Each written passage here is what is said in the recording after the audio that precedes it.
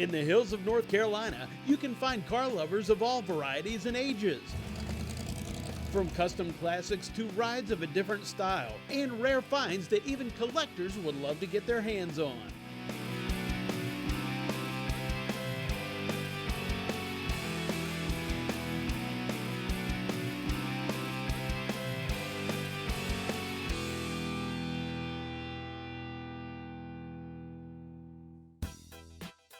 Welcome to Dustless Blasting presents Dream Rides from Denver, North Carolina at the Steel Rubber Products 2016 Open House. Kids and adults alike love coming out and seeing the cars, trucks, and even some that are a little more bizarre.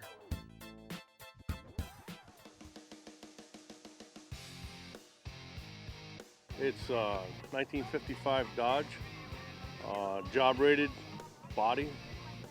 I actually found it in Denver. A friend of mine was looking for a body shop, a building to buy, and this truck was in it.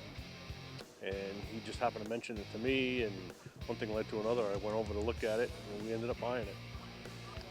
We put it on a older Penske Cup chassis, so it handles really, really well and stops good.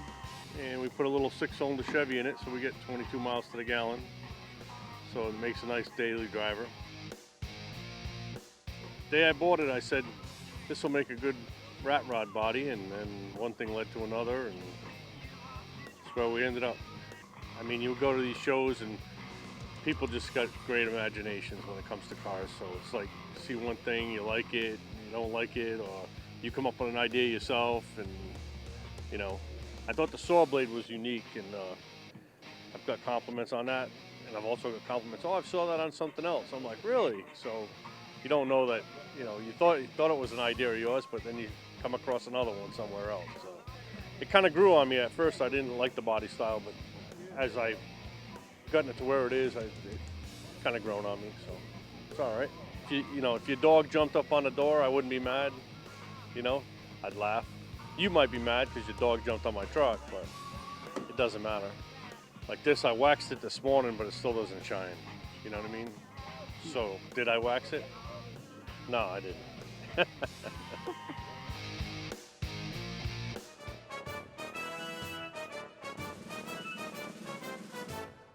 It's a 1955 Army Willis military Jeep. Well, I've always wanted one. My dad bought this Jeep at an estate auction in West Jefferson. And as soon as I saw it, I told him, I said, Pap, if you ever sell that Jeep, I got first dibs on it. I never thought he would sell it. He's the commander of the Boone American Legion. And he wanted it for parades, to drive in parades, 4th of July, Veterans Day, that type things. So, like I said, I never thought he'd sell it, but finally he decided that he had found a 1930s A model that he wanted. And he told me he was going to sell the Jeep, so I ended up with it. I've got a couple other old cars. I've got a 64 Corvette, a 07 Z06, and like I said, the 67 Mustang. But this one garners far more attention than any of those other cars. I was telling a buddy of mine the other day, I stopped in the grocery store after church last Sunday, and before I could get out of the parking lot, 3 people had stopped me on my way out of the parking lot to talk about this Jeep. So anytime you run into military guys, former military guys, they always want to talk about that Jeep. I had a little plastic one, the little plastic green ones when I was a little boy, and I've always wanted one, and I was just fortunate to come up with this one. And it's just really special because it was my dad's too, and so we kind of share that. He even though he didn't really cut off anything on the price, but he contends that we still share ownership in it. We caught up with Steel Rubber Products President Matt Agosta about this year's event and the rides that he's seen so far. This is our 9th year of having this show, and we've been blessed the last few years of just having fantastic weather and a fantastic number of cars here. I mean, you look around this show and it's got such a variety of cars. I don't think I've gone to any of the car shows where you get a variety like you do here, from old classics to 60s, muscle cars, rat rods, you name it, we've got it here. There's just so many different cars, and I've been walking around for 2.5 hours and I still haven't had a chance to see them all. it's been a great show. You know, our neighbors help us, and we've got just about most of the people in the shop involved in doing something. And the nice part about this show is that everybody goes around, people talk to each other, they have a good time going around. There's no, heavy duty judging. No, it's just come out and have a good time. That's what this show is about.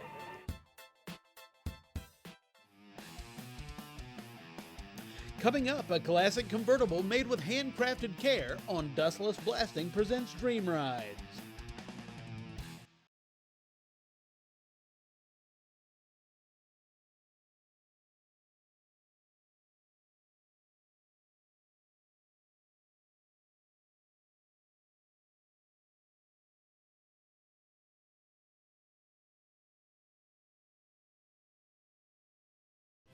Dustless Blasting presents Dream Rides is being brought to you by Steel Rubber Products, quality crafted rubber parts and weather stripping.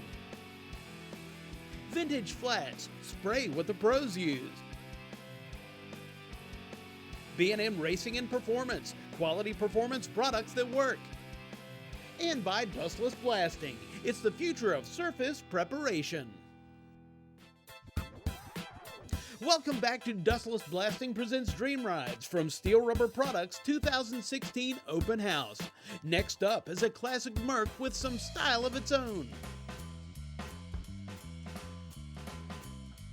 It's a 1941 Mercury convertible. It was originally built in Ohio in 1959.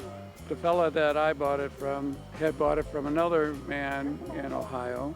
And so I got a lot of the history on it, and my whole object with this car was to keep it as original as possible, because it's a real 50s custom, you know.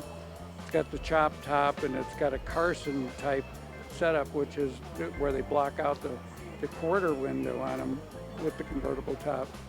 It's got a lot of work in it. It's nose and deck. It's got French headlights and taillights, and all lowered down. And I think the neat thing about it is it was done specifically as the cars were supposed to be done.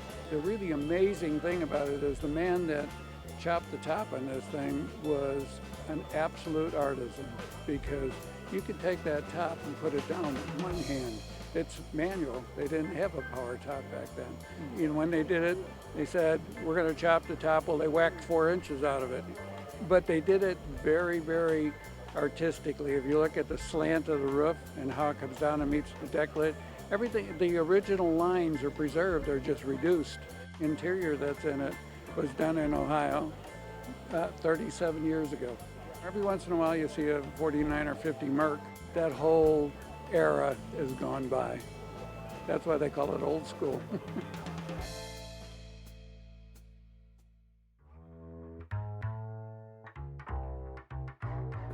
1939 LaSalle. I was looking for a 39 Chevrolet and found it in a junkyard. I wanted a Chevy because that was what I had when I was young. And I looked at it, let it sit there for 2 or 3 months before I decided to tackle it. I went ahead and bought it. Took 4 years to build it. Well, it was hard because you had to make about all your own parts. There was not anything available for it. And the few parts that I needed, I found in Boston in a junkyard. And so I had to go all the way to Boston to get parts out of a junkyard. There was a lot of interchangeable parts in 39 in the Cadillac and LaSalle. LaSalle had a smaller engine by a little bit, but they was interchangeable parts. Well, the favorite thing about the car is that it runs good, drives good, it's got power steering, power brakes, and air. I'm addicted to air conditioning, power steering, and power brakes. and so it had to be a street rod because there's no way I could have put it back to original. I've been driving it for 10 years now. My kids are tickled to death that I didn't find the Chevrolet because they like the LaSalle and it's more popular. And it's a rare car. We've been driving it for 10 years and have not run up on another one. Time now to learn about Dustless Blasting's tools and opportunities with Brian Loans. One of the neat things about Dustless Blasting is they open their facility up to potential customers so they can come down and get a look at exactly how the system works and what goes into building the systems. I'm here with Mike, who's come down from Canada to give the Dustless Blasting system a test drive. Mike, what got you interested in Dustless Blasting? Blasting without dust, clean up the shop a little bit, higher productivity, just options, you know, so we can expand and do what we need to do cleanly and have a comfortable work environment for our guys. You're in the business of painting big stuff. We're not talking pickup trucks, we're talking dump trucks and heavy equipment. Big stuff. So when we talk about the needs, your surface preparation needs are going to be different than a typical body shop, right? Much different, yeah. We have to blast clean, and anywhere we can minimize hand prepping with a clean blast and efficiency, we'll take it, you know. Have to. You gave me a good stat earlier. Give me the size of your paint booths in your shop, because this is good. We have 4 booths, and they're 65 feet long. Yeah, 65-foot long paint booth is not something anybody who's ever built a hot rod has ever seen in their life. Not exactly. That's it. Well, what's been your impression coming down and seeing the manufacturing and then getting a demonstration of the system? So far, you know, the manufacturing's nice. It's been impressive. I like the facility, I like the building, I like the equipment. I just want to, you know, continue the demo, get the big one going, big compressor, and see what it can do. Cool. Well, Mike, thanks for coming down and check everything out. Hope everything goes well in your demonstration. And again, it's a great thing to be able to come down to Texas, use the system yourself, and make your own judgment on just how effective it can be for your business. After the break, we feature a Fairlane like you've never seen before on Dustless Blasting presents Dream Rides.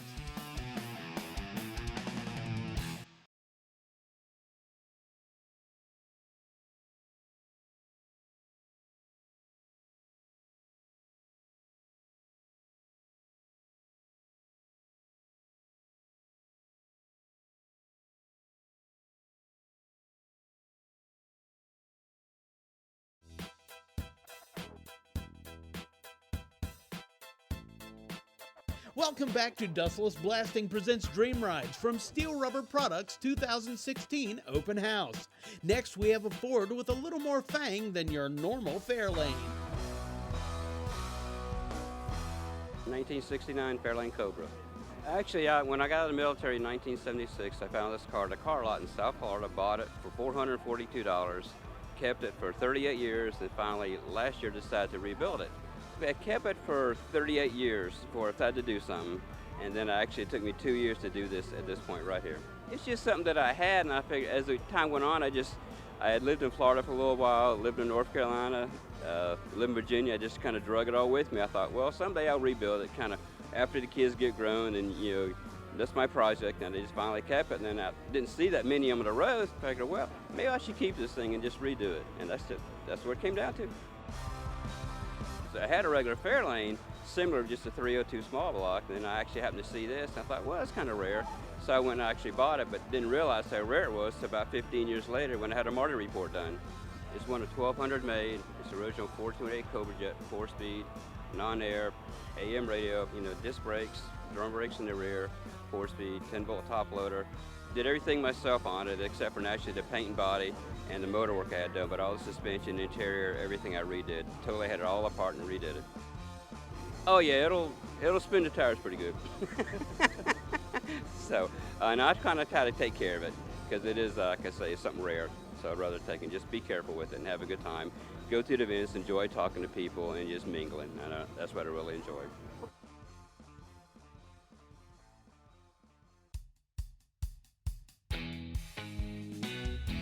It's a 1973 Ford Courier. The Courier was built for Ford by Mazda to compete with the Toyotas and the Datsun trucks. They kind of went away when Ford built the Ranger, the small Ranger. They're gone. A lot of them are gone now. You probably won't see another one in here today. You may not see another one this week or this year.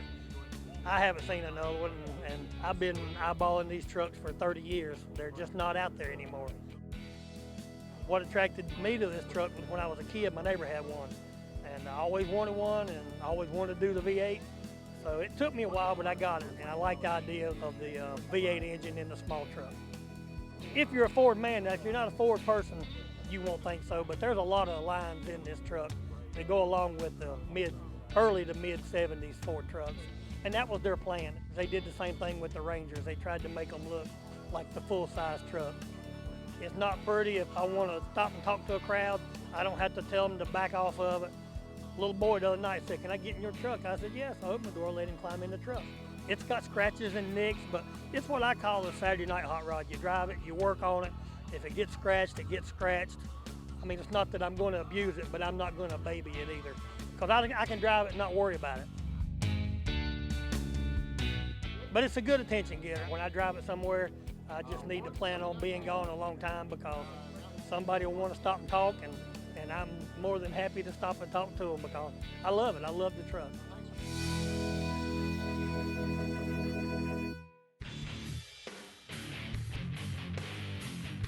It's a 1963 Ford Falcon Tudor wagon.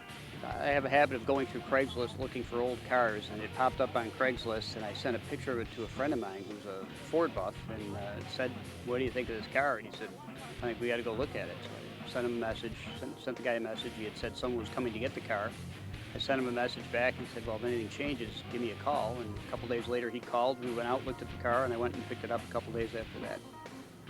I actually purchased the car pretty much how it looks. There was someone that was building the car, become ill, sold it to a friend of his. The friend had it for many years, and I purchased the car a little bit more than a year ago, and did a lot of mechanical work to make the car run better.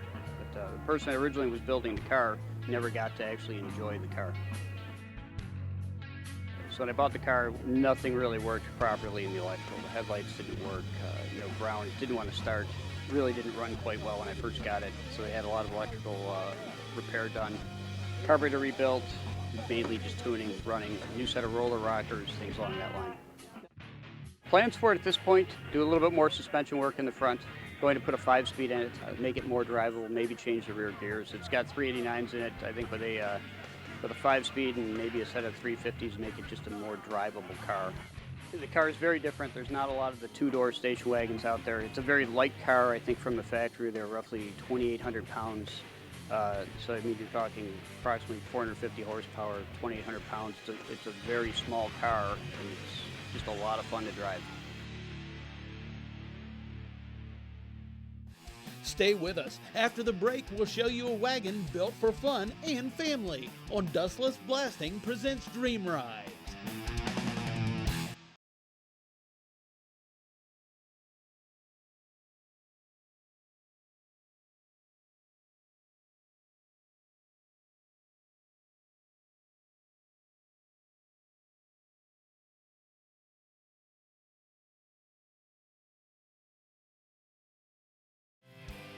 Dustless Blasting presents Dream Rides is being brought to you by Steel Rubber Products, quality crafted rubber parts and weather stripping.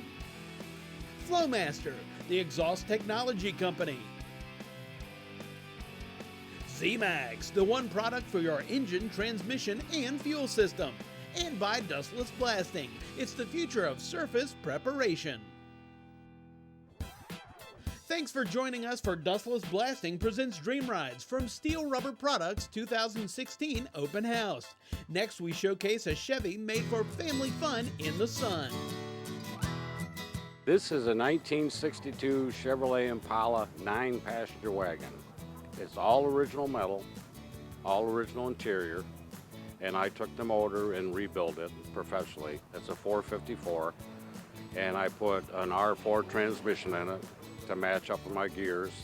I put air in it because you have to have that down here in North Carolina. I never touched the interior. That is all original, just like it came from the factory. I found out from a fellow who used to work for the guy that originally owned this car, and he told me, "I want to tell you a little bit about your car. It's all original metal and all original interior," because I worked for the guy that owned that. I was looking for a car, and I see this in a barn. I said, I gotta have that. That's the one I'm gonna have. And I bought the car against my wife's wishes. But when I brought it home and started going to the shows, then she liked it. So she put the picnic bags in the back, because that's what people normally did. Took their wagons and their children for picnics. And we enjoy it. I've been to Knoxville, Tennessee, to the Southern Nationals, and try to frequent most of the car shows. I haven't seen very many. I see some Bel Air wagons in this year, but all the shows I've been to, I haven't seen any. A fellow was building it, and unfortunately he passed away and didn't quite finish it, what he wanted to do. And I've still got a lot of work to do on it, but we have a lot of fun with it. It's a nice car, rides good, runs good.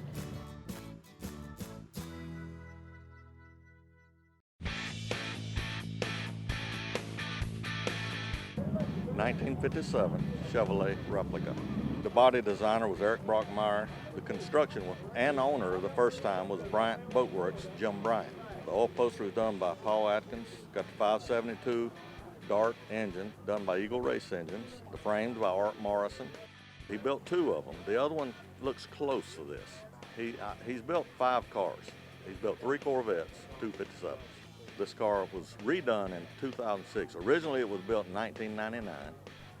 And 2006 he tore the car down to the frame, repainted it, and removed the 502 he had at the time and inserted this 572. I seen this car for years at the Grand Rod Run in Pigeon Forge, Tennessee, and one day I walked by, it had for sale on it. So it didn't take long to purchase the car. The scoops are functional, and they need to be there for the engine sticking up inside them things. So it would be a crash if they weren't there. It's not that high when you're sitting in the car. You can see over it fine, not a problem. Well, I've driven it about a 2-hour one-way trip, but the guy I got it from ran the power tours. He ran the East Coast about 3 times in it. He told me he drove this car from California back to Tennessee, across the desert. And I can tell you, every time I've driven the car, temperature hand never moves. So he's got it designed well.